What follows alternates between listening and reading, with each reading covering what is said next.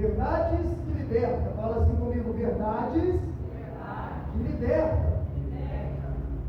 Irmãos, neste contexto dessa palavra tem algo muito interessante que eu gostaria de partilhar com a amada igreja, aqui nesta hora, neste momento. E nós vamos aprender muito com essa palavra, eu tenho certeza. Evangelho de João, capítulo 8, verso 32.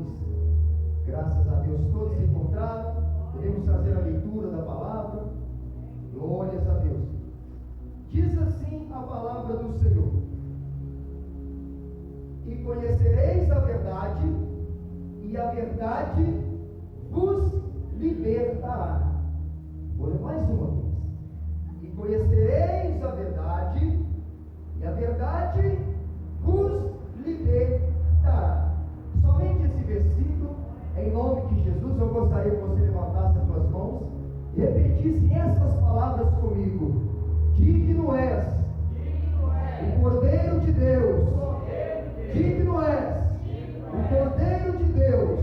Cristo vive, Cristo vive, Cristo vive. Amém. Pode ocupar as tuas mãos e exaltar a Ele, o Cordeiro de Deus.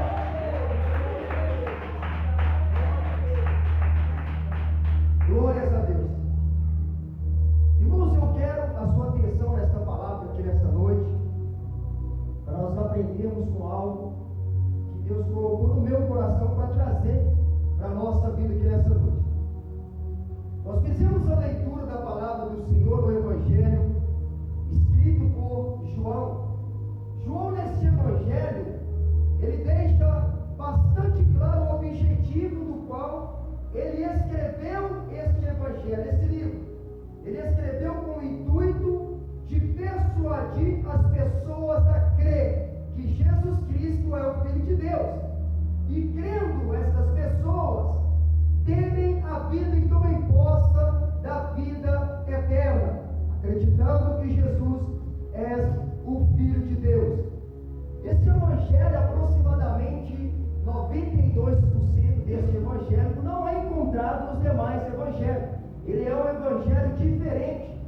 Nós podemos dizer, estudiosos afirmam, que pode ter sido pelo tempo que ele foi escrito por João, mais ou menos 60, 100 anos depois de Cristo, no momento onde a igreja necessitava ouvir a pura palavra da descrição que João dá de nosso Senhor Jesus Cristo neste Evangelho. O contexto deste Evangelho que nós lemos, prezados irmãos, Jesus Cristo está num debate, ali ensinando os discípulos, ensinando os seus seguidores, e ali também ao redor daquela multidão havia mestres da lei, doutores da lei, fariseus, também estavam ali ouvindo os ensinamentos de Jesus, mas eles estavam ouvindo não para seguir, mas para confrontar a Jesus Cristo.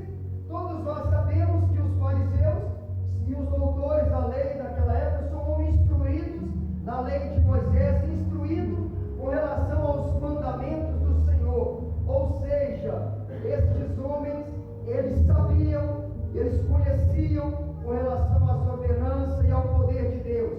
Não conheciam a graça que estava a alcançar a nossa vida, a vida de todos aqueles ouvintes naquele momento. Continuando, o capítulo 8 de João é um capítulo repleto de confrontos e revelações. O diálogo de Jesus e os fariseus, em particular, ali quando Jesus dialogava com os fariseus, ele é, meus irmãos, iluminado com Jesus dizendo a eles: e conhecereis a verdade, e a verdade vos libertará. Mas nós aprendemos com esta palavra, com essa história, que Jesus, neste versículo, ele advertia aquela multidão, ele advertia os fariseus, ele advertia, meus irmãos, a todos quantos ouviam, a confrontar as suposições da nossa mente, a confrontar as mentiras do diabo, que como dardo inflamado é lançado sobre a mente do cristão, sobre a mente do crente, dia após dia,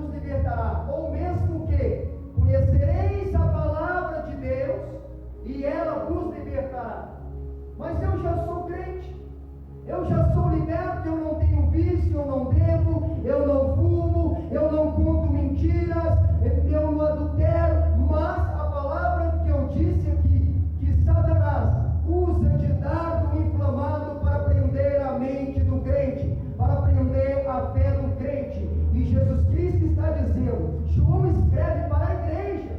O Evangelho de João é para a igreja. E eu acredito que a igreja, tomando posse dessa verdade, diz, temos que conhecer a verdade para ela nos libertar.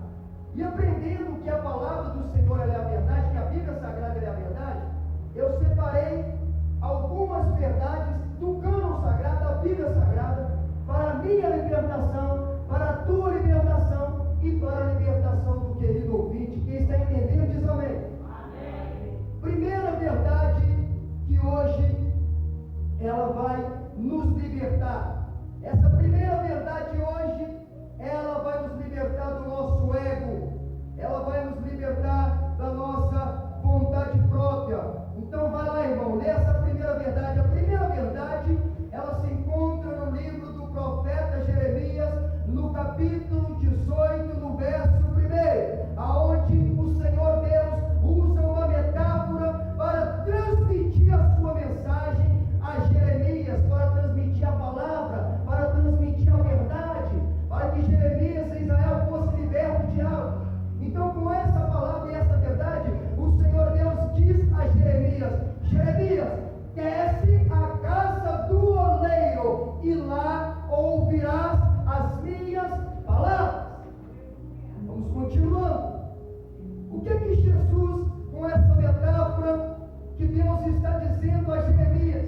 Desce à casa do oleiro, porque o nosso ego na casa do oleiro ele não fala. O nosso ego na casa do oleiro ele não tem direito de falar, porque Jesus Cristo disse para Jeremias: desce e lá ouvirás. Jesus não disse para Jeremias: desce e lá falarás. Jesus disse: desce à casa do oleiro e lá ouvirás as minhas palavras.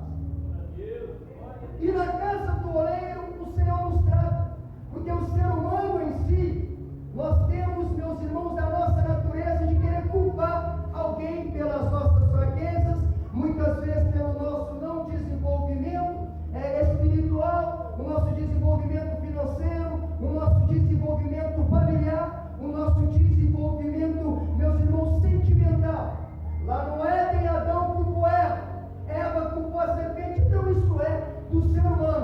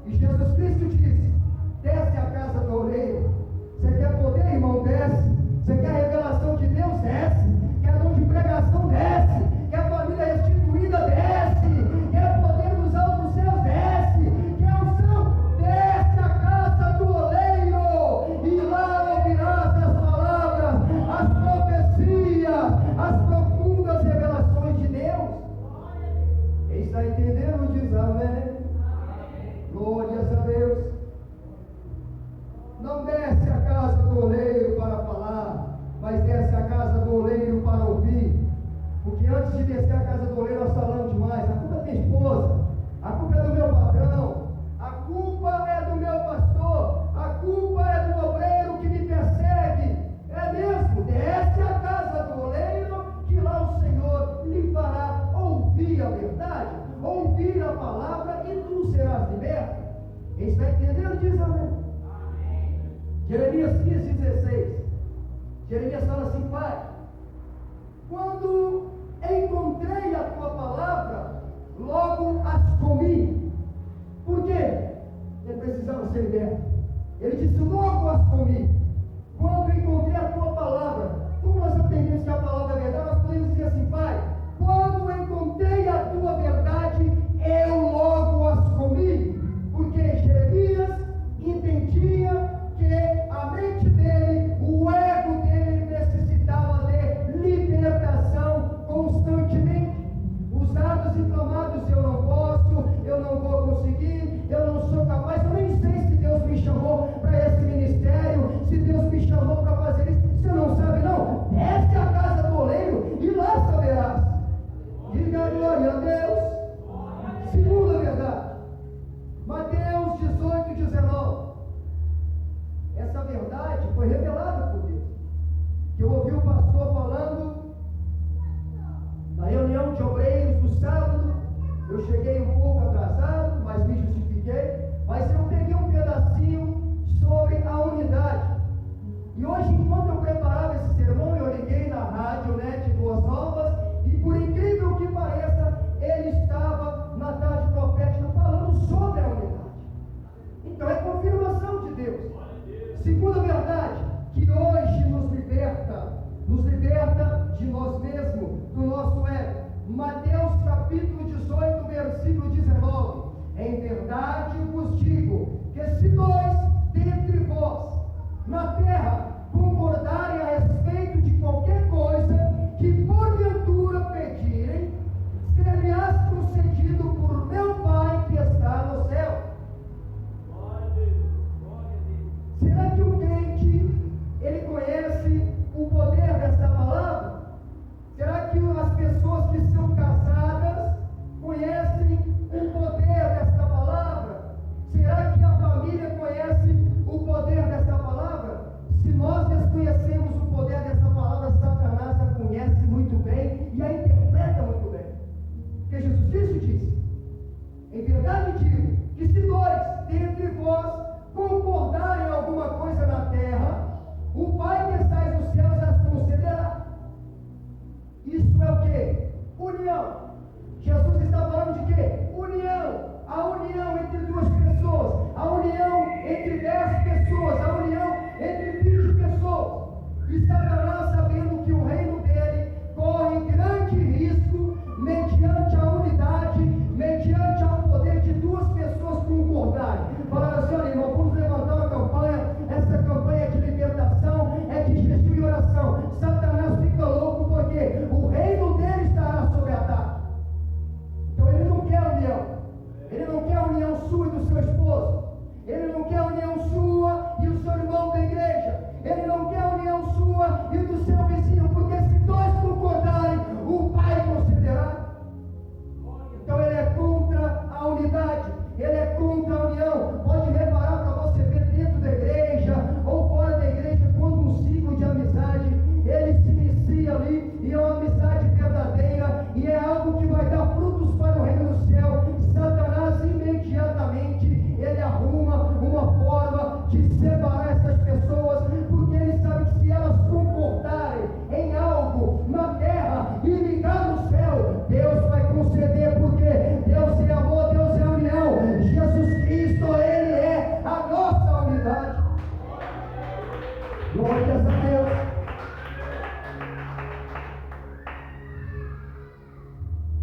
Eu tive uma experiência, vou continuar a falar, deixa eu só contar. Eu tive uma experiência, algumas semanas atrás. Eu fui apresentar um jejum para o culto das terça-feiras, da qual nós estamos na direção. Jejuei 12 horas, apresentei às meia-noite, fui trabalhar às 6 horas da tarde, eu fui entregar a consagração ao Senhor. Quando eu dobrei os joelhos e falei: Senhor, eu apresento esse jejum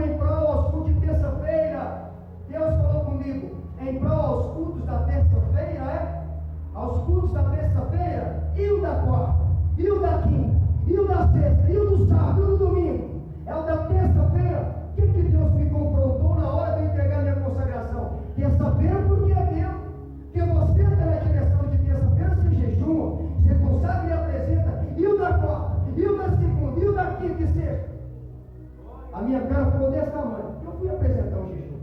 Deus me confronta naquele momento. Minha cara ficou inchada, eu fiquei todo sem jeito. Falei, e agora? Como que eu apresento o jejum? Eu só falei, Deus, seja feita a tua vontade. Bora para a igreja. No outro dia eu falei, então tá. Então agora eu vou fazer um jejum em prol todo o ministério. Vou jejuar hoje em prol todo o ministério, em prol todos os cultos.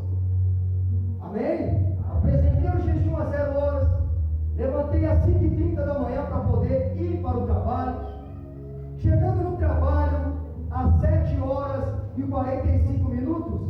eu já estava entregando o jejum. Eu não consegui jejuar.